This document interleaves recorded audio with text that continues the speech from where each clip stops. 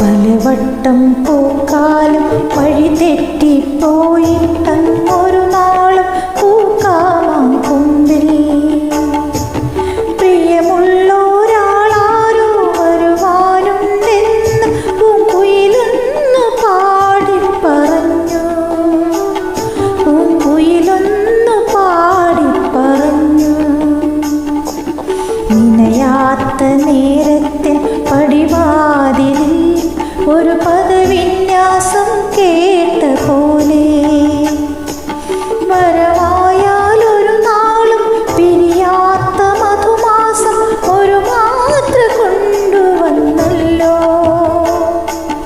ഒരു മാത്ര കൊണ്ടുവന്നല്ലോ.